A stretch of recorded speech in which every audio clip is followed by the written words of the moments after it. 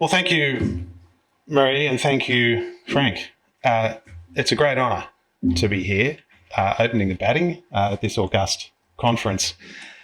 And it was a great privilege also to be here last night to hear Judith and see John be awarded the Charles Copeman Medal, but to hear the Ray Evans Memorial Oration. I knew Ray a bit, not really well, but Ray was a little bit of a hero of mine in many ways, both for his formidable intellect and the breadth of his knowledge on history, on literature, on politics, economics, philosophy, you name it. But to me also because he embodied something that I think is very important, the idea of what a centre-right public intellectual can look like, the idea that thinkers on the centre-right should have very high intellectual standards, and he certainly brought that. And to me, and in my own sort of formative years, the influences of Ray and of John Stone and of Des Moore, Geoffrey Partington, Judith herself, the sorts of people who coalesced around this society and some of the meetings that I came to and conferences of this very organisation provided me with incredible growth and nourishment, which have served me pretty well through my subsequent career in the Treasury as chair of the Productivity Commission, now running this economic research outfit, E61. Yeah. So I do want to thank Frank and Murray for bringing together this conference and allowing me to be a part of it. I produced a working title, Living in the Shadow of the Harvest of Judgment, because it seems to me that that is an apt description of our present dilemma. And in many ways, if you'd asked me 20 years ago, I perhaps would have thought that the harvest of judgment had sort of withered away to a faint echo, but it's sort of come back with a bang. And I don't know if it was one of those things about which Ray was confident that we'd won the battle, but this aspect of the Australian early settlement, I think, has come back in some old and some new forms. I hear around today some very strong echoes of some of the defining disputes that shaped this society, and there are four, but I'll add a fifth. The four key disputes that I think of as being particularly totemic, iconic in the formation of the H.R. Nicholls Society. One was the White Combs dispute in the pastoral sector, the Mudgeonbury dispute, the abattoir in the Northern Territory, dollar sweets, Yes. and Robe River, I would say, were the sort of four key things in different ways, and I'll come back to each of them. And to that I would add a fifth, which was the waterfront dispute later in the 1990s. Yeah. Today's context is a bit different in ways that I will try to set out, but I think there are links back to those watershed moments, as there are back to 1907 itself and ex-party H.V. Mackay and the judgment of Henry Bourne Higgins in that case. But my brief today is to talk a bit about productivity, to put this in the context of Australia's productivity challenge. So I'm going to start there, and then I'm going to return to labour market issues, labour laws as a key influence, as a key determinant of our future growth prospects. When we talk about productivity growth, which is often abstract, Scott Hargraves and Frank had a bit of a debate last night about the usefulness of productivity as a term. But in fairness, in short, productivity and productivity growth effectively are a byword for the rise in living standards. It's the only sustainable source in rising living standards that there is. We know today that we are richer than we were, say, 1,000 years ago. I was talking to an audience of young people a few weeks ago in Sydney, and I put to them, what does that growth in living standards look like over the last 1,000 years? Is it a steady rise, steady incremental rise in living standards over that period, or is it a jagged kind of, stochastic sort of trend with bumps and that sort of thing? The answer is that it's neither of the above. It looks like that. And this is the most remarkable fact to me in human economic history, the fact that for centuries, humankind was, by any modern standard, dirt poor and stayed that way, generation after generation. and that virtually all of the rise in living standards that's happened in the last 1,000 years happened in the last 200, and it was concentrated in certain parts of the world.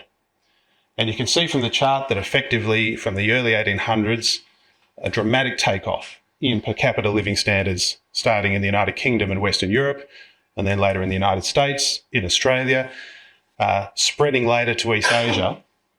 And you can see China as the sort of last little line there, starting to make its way, but only a portion of the way. And then there are parts of the world that remain very poor, including in sub-Saharan Africa. It's fair to say that given the remarkable shape of that chart, the economics profession in general has been remarkably incurious about how that's come about, why it came about, why then and why there did we see this dramatic takeoff in living standards. The simplest answer would be to say technology, because clearly there were a series, just an explosion, if you like, of important technologies, steam, followed by electricity, etc., that drove industrial processes that allowed us to effectively produce more with less, as Frank said. But it was technology of a particular kind. It was economically useful invention driven by those who could see a practical need, a practical problem that needed solving.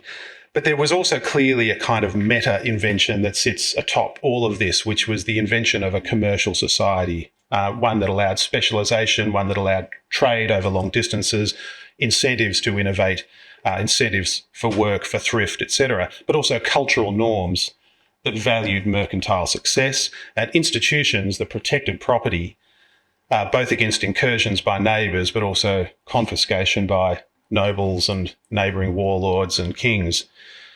So in short, the big invention was a set of laws and norms and quasi-constitutional rules that kept rent-seeking in check, that allowed people to sort of maintain the fruits of their innovation and labour. And when you look at the divergent paths of various economies, it's probably a bit hard to see the key down there, but, United States, UK, Australia, right up the top, you've got Africa down the bottom as the green line there, or parts of Africa. Technology today is ubiquitous. There's no lack of technology, and it's largely available across the world, but not all countries are rich. So what's not ubiquitous is the institutions that can foster growth and that can protect against confiscation and rent-seeking, as I said. Now, it is literally a truism to say that productivity and wages move in tandem, because when you think about what productivity is, it's the amount that you can produce per hour of work. If you think about what real wages are, it's the amount that you can purchase for an hour of your time.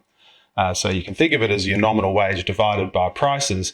But one way of thinking about it is, for my hour of work, how much can I actually purchase, which is effectively at an economy-wide level, how much got produced for each hour of work. The divergences in these two lines between productivity growth and wages is only ever really due to two other potential causes. One is that there can be some fluctuation between the capital share and the labour share in the economy. So at times it might be that profits rise relative to wages, and at other times vice versa.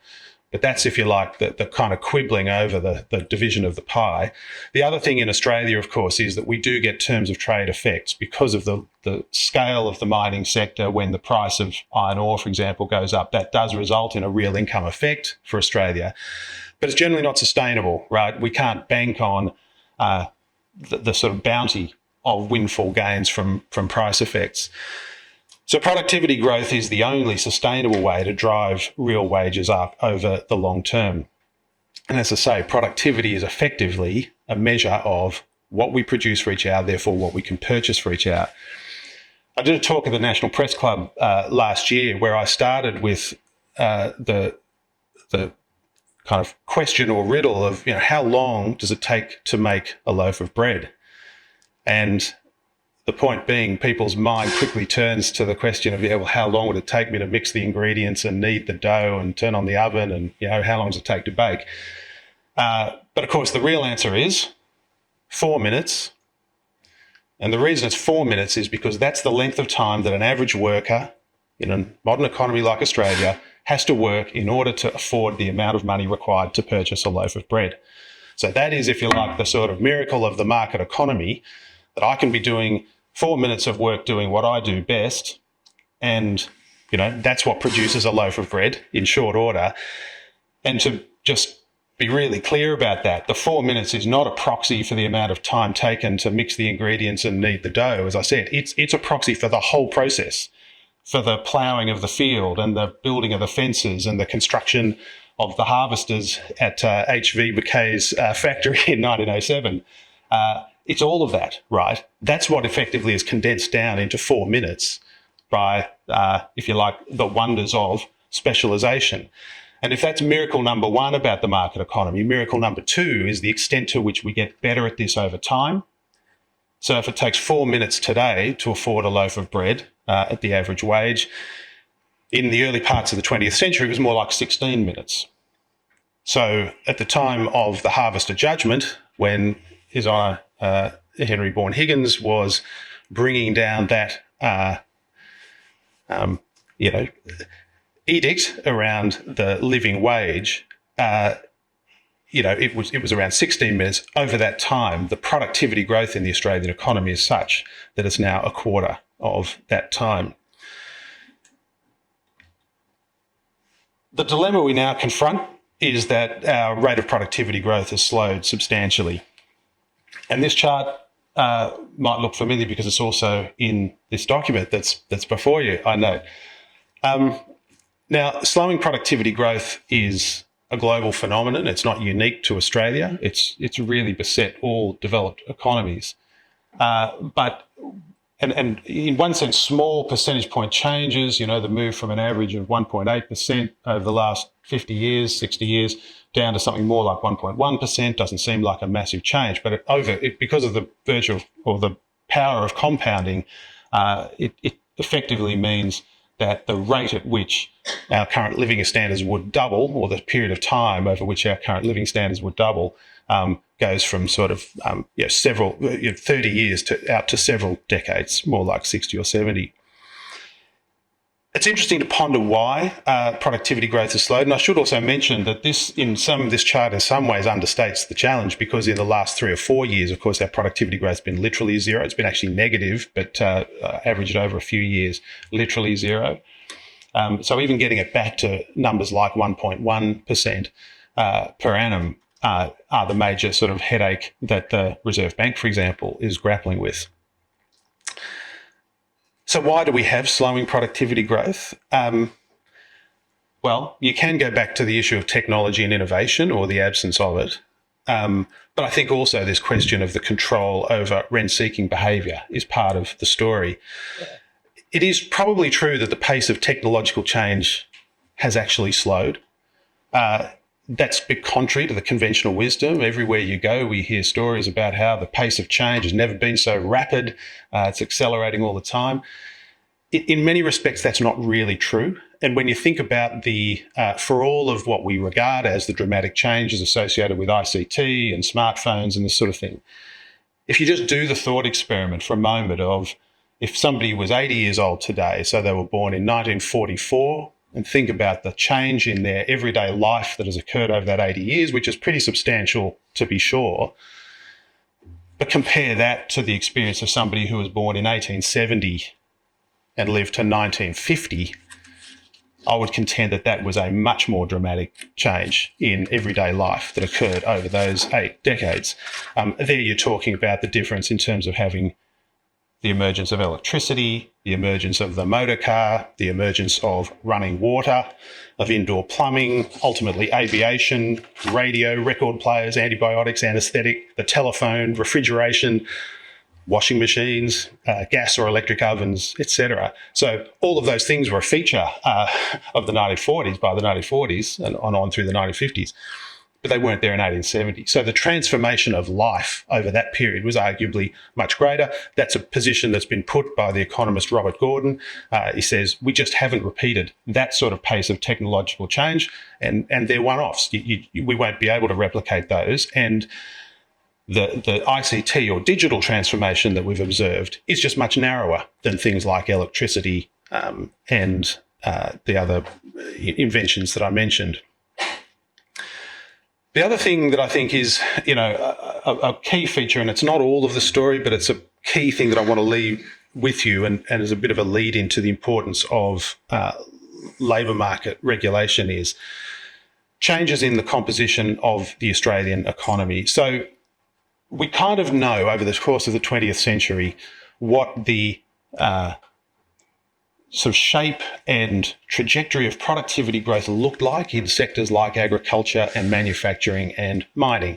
It was, for the most part, a journey of capital deepening. So it was the gradual substitution of labour for capital on the farm, replacing horses with tractors, all of the technology that went into wheat types, crop types, fertiliser, pesticides, etc., automation in manufacturing and in mining. So the ability to take labour out, replace it with capital, to therefore be producing more per hour worked.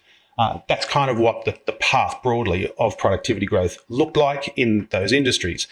It certainly led to significant battles between capital and labour, and of those disputes that I mentioned, Mudgeonbury, agriculture, an abattoir, in the agricultural sector, the White Combs dispute, obviously, to do with the pastoral award and the introduction of different technology in the shearing sheds, dollar sweets, the manufacturing sector, and Rogue River in the mining sector.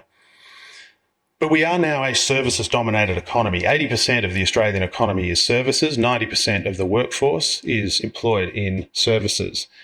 And one of the challenges for productivity growth going forward is that I think the path of productivity growth just looks a little bit different in the services sector. Services sectors, for the most part, are highly labour intensive. They tend to involve, they're hard to automate. They don't tend to involve the same level of mass production as has been able to be exploited in areas like manufacturing and mining. They can in some areas, and we've seen service sectors like finance be transformed by ICT, but there are other service sectors which involve a strong face-to-face element or a sort of bespoke element, and they're just a bit more difficult to get that same kind of automation and mass production that's been a staple of productivity growth elsewhere in the economy. There's a particular dimension of this. Well, this is just to demonstrate that the productivity growth over time has been slower in the services sector than it has been in those traditional goods sectors, agriculture, manufacturing and mining.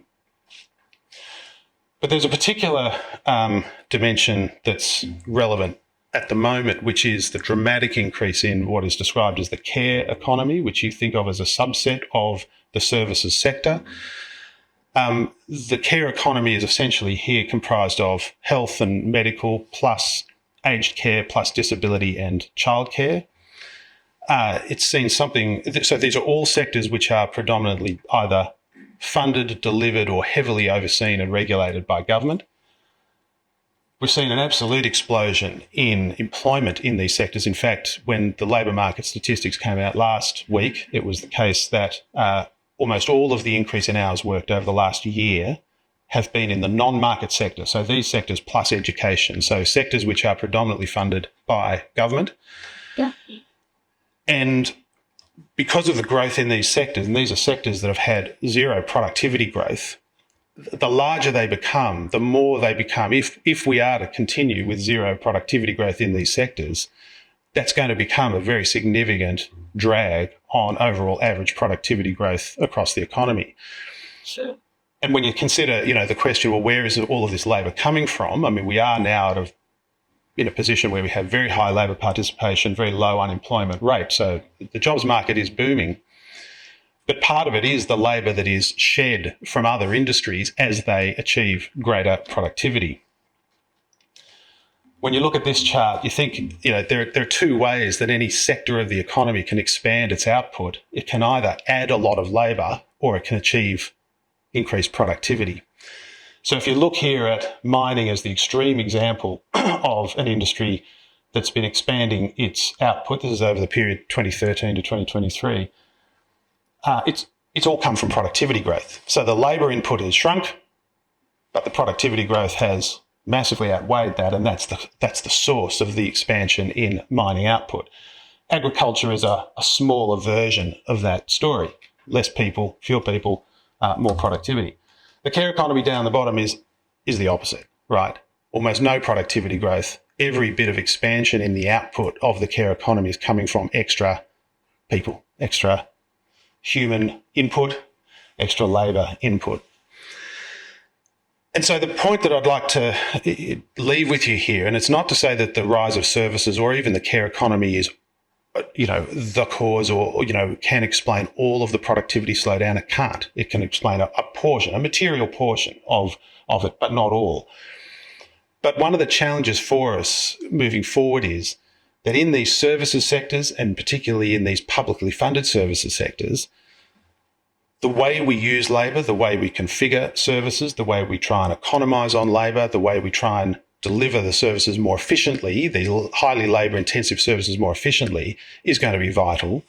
And ultimately, the sort of pattern we're seeing here is not sustainable in as much as we can't just continue to pump more labour into these government-funded sectors and expect the rest of the economy to be achieving the productivity growth that sheds the labour to supply it. Ultimately, we have to be able to drive productivity growth in those sectors themselves.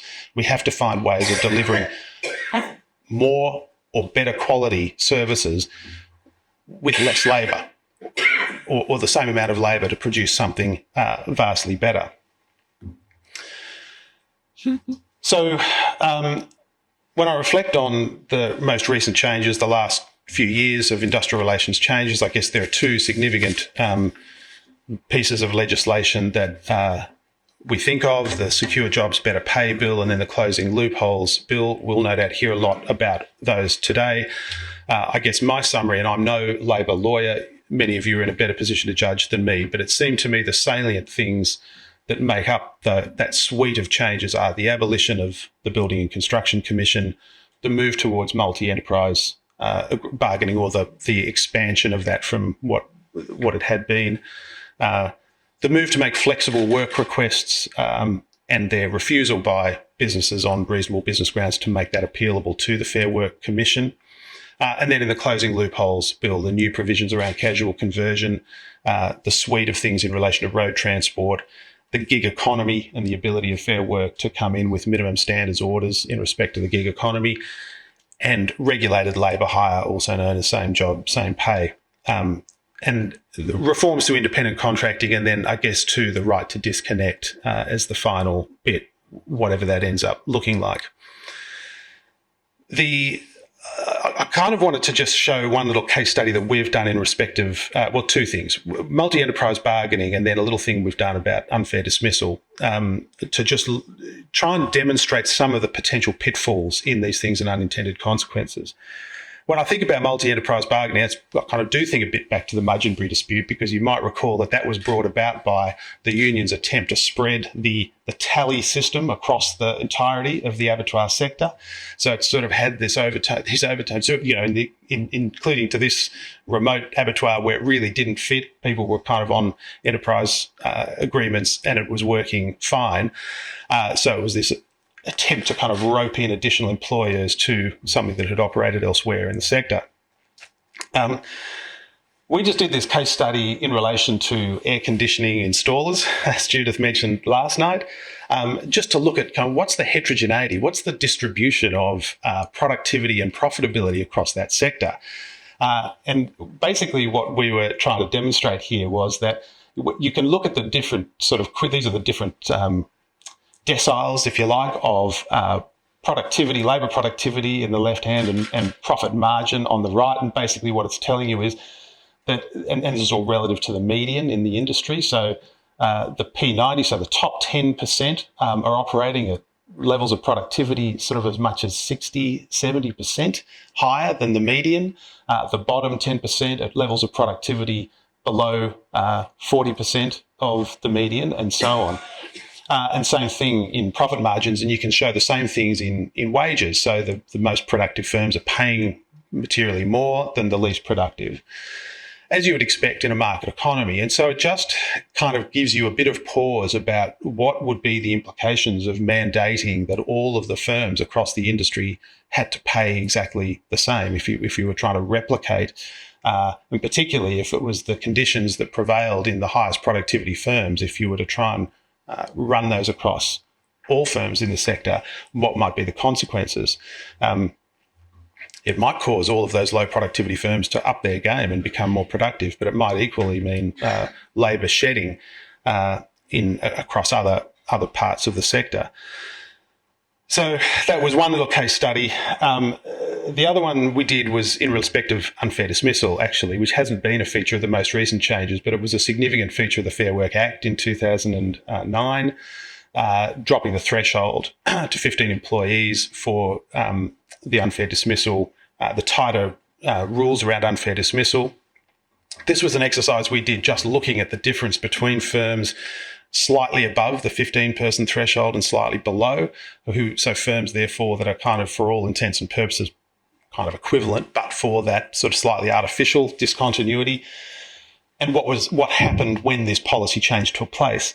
And sure enough, when the unfair dismissal definition was tightened for these relevant firms, it did result in a reduction in job separations, as you would expect. So at one level, you kind of think, oh yeah, the policy has delivered on the purpose.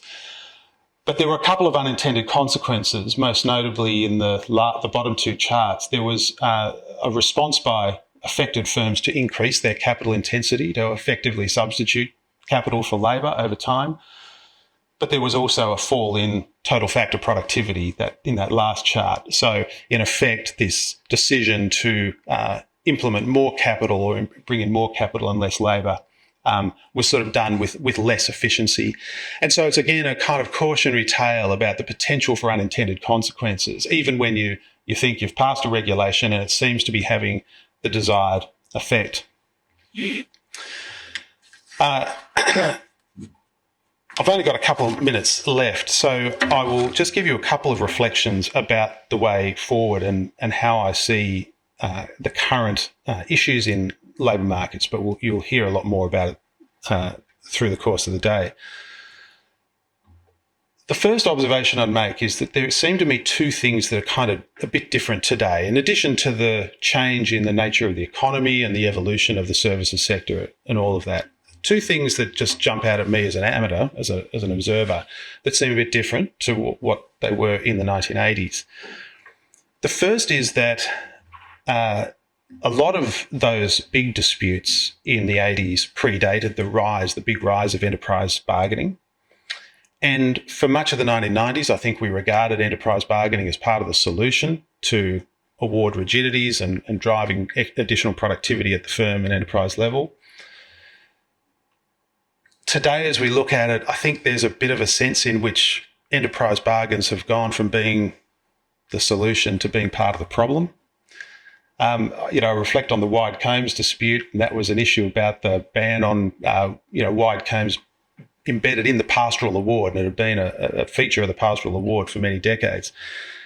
Today, they're the sorts of rigidities and inflexibilities that are coming in enterprise agreements. I mean, Danita's here when we have the great exposés about the CFMEU and that sort of thing. They're all on enterprise agreements. On the waterfront, these provisions around, which the union claims are not quite what they seem, but there are provisions around giving preference to the family members of existing, incumbent workers. That's not in the award. It's in the enterprise agreement. And in fact, when that's put to the MUA, why do these things exist? They say, but they agreed. The bosses agreed. So it's all okay. And I think that, in a way, is we've had a lot of policy focus on how do we revive enterprise agreements, how do we get more people out of the award system into firm-based enterprise agreements. But I do think there is a bit of a question mark over whether we need to think about the allowable matters for an enterprise agreement. These are highly regulated processes because there's protected industrial action allowed and that sort of thing. Is it too interventionist on government's part to kind of limit the sorts of things that can appear in an enterprise agreement? It's just an open question. The second thing is, it does seem to me that there is a a rising remit for the Fair Work Commission, not just in the arbitration of broad disputes, not just in the setting of pay and conditions, but in increasingly dealing with individual grievance. So sort of starting with the big rise in the unfair dismissal jurisdiction in the 1990s, but now when we look at the suite of changes under the most recent bills, the right to request flexible work, which is now kind of appealable to the Fair Work Commission, the casual conversion arrangements, which again you can sort of take to Fair Work if the employer hasn't agreed with your request, the right to disconnect is in a similar light. And to some extent that the role that the activist unions previously played potentially is now played by plaintiff lawyers, sort of able to take advantage of several of these things, and that the Fair Work Commission increasingly gets involved in these things down at the sort of individual level. I want to finish just on one observation because time is short.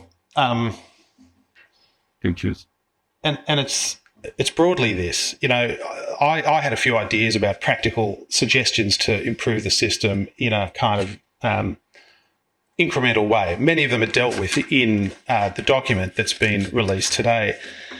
But I guess when I think long term, and I guess using the 1907 Harvester judgment as the starting point,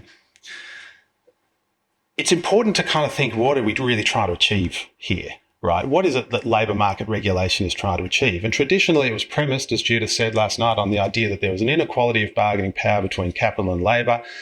And so part of the way that we might improve the equity of the distribution of income across the economy is by regulating that bargain.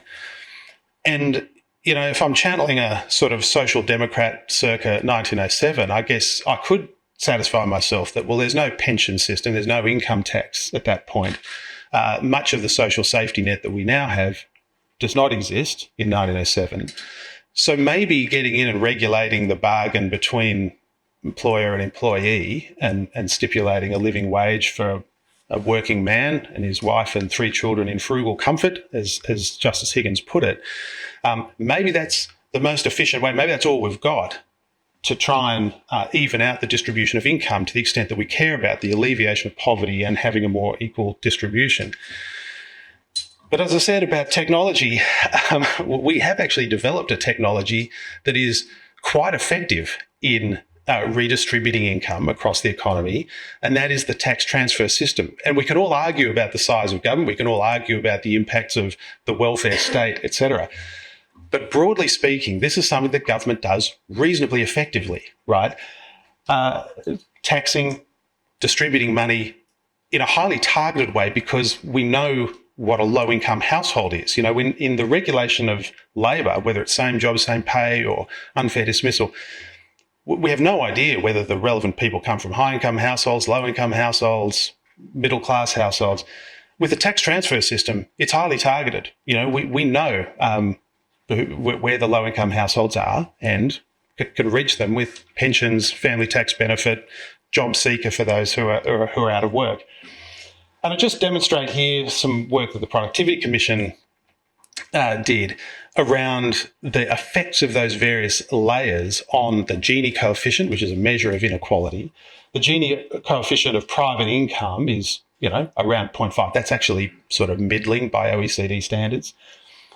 But when you take into effect government transfers, it lowers the Gini coefficient, it improves the equality of the distribution of income.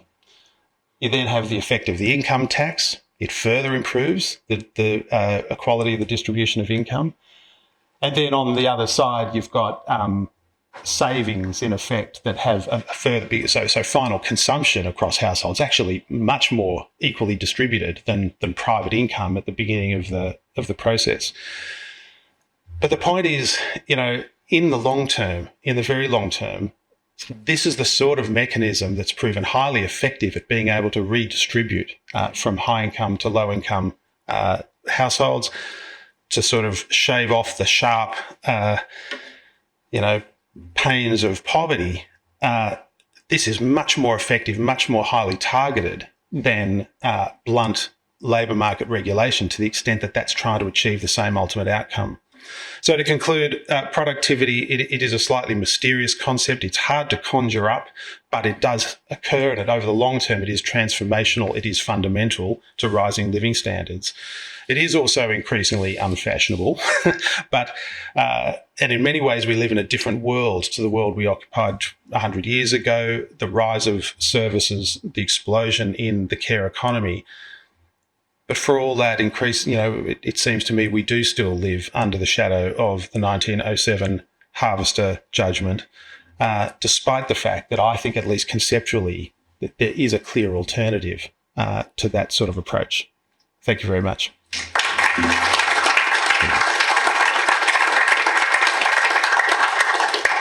Ladies and gentlemen, we don't actually have an awful lot of time for Michael. Sorry, we don't have an awful lot of time for Michael, but if there are a few questions, if anybody has one, coming over here. Thank you.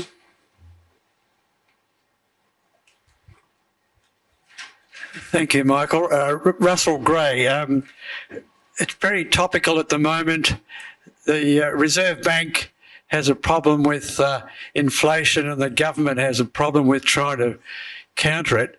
And my understanding of your very good presentation is that productivity could be one of the black holes of problems that no one seems to be able to tame. Would that be a fair assessment? Yeah, the productivity, the challenge is there's really nothing you can do about it, right, in the near term, right? So, yes, we think productivity growth over the medium term is amenable to policy influence. The challenge the Reserve Bank's got is that in recent years, productivity has been falling. So unit labour costs, so the cost of each unit of labour to produce a given widget or a given unit of output have been rising faster or too fast, basically. And that's basically what's put upward pressure on the CPI. So they're itching to see a bit of improvement in measured productivity growth to make the sorts of wage rises we've seen in the economy more consistent with inflation that's within the band. In fairness to the government, there's nothing they can do to change productivity growth in the next 1 or 2 years. It's a much more medium-term thing than that. I think the other dimension to the current monetary policy debate is the question of, is fiscal policy too expansive? And given that we have very slow measured GDP growth at the moment, it is kind of tempting to think, oh, well, the economy is very slow, very sluggish. But I think the point is the reason we have slow GDP growth is because the economy is hitting up against its supply side constraints. We're in a full employment sort of world. So it's not that the economy is weak, it's that the economy is actually pretty strong in a demand sense, and it's still the case that demand is outstripping supply. And I think that's why there's kind of continued pressure on the Reserve Bank and on interest rates. Yeah. Michael, we learned at the ARC conference recently that, and no surprise to anybody, that the public sector is growing at a far greater rate than those providing the money, i.e. the taxpayer. Have you done any work on the productivity levels of the public sector? Well, a measured productivity level. So it's a little, in fairness, it can be hard. It's a hard thing to measure in some instances because quality can often be the dimension on which public services are, or it's an important dimension of public services. So in health, for example, at one level, productivity is flat or even negative. We're putting a lot more resources into it, not necessarily treating a lot more patients or whatever. Over the long term, the quality dimension's improved a lot, right? Life expectancy's gone up, people are healthier, etc. So there is often a quality dimension. It can be hard to measure. But on the whole, no, productivity growth as that chart demonstrated, the measured productivity growth in these government-funded sectors is essentially nil. That is partly a function of, it's not that the managers on the ground are no good. It's often that the labour input is actually mandated. We mandate a ratio of nurses to patients or childcare workers to children or whatever it is. And when you think about what that's doing, or we fund it, we fund a doctor to sit with a patient one-on-one for 45 minutes. When you think about what that's doing, it's locking in the labour input. That is anathema to productivity growth because you can't economize on the labour input. Whatever it is that you're doing is the labour input is defined. So it's not going to change. And but in every other aspect of the economy, that's the whole challenge. How do we do that with fewer people?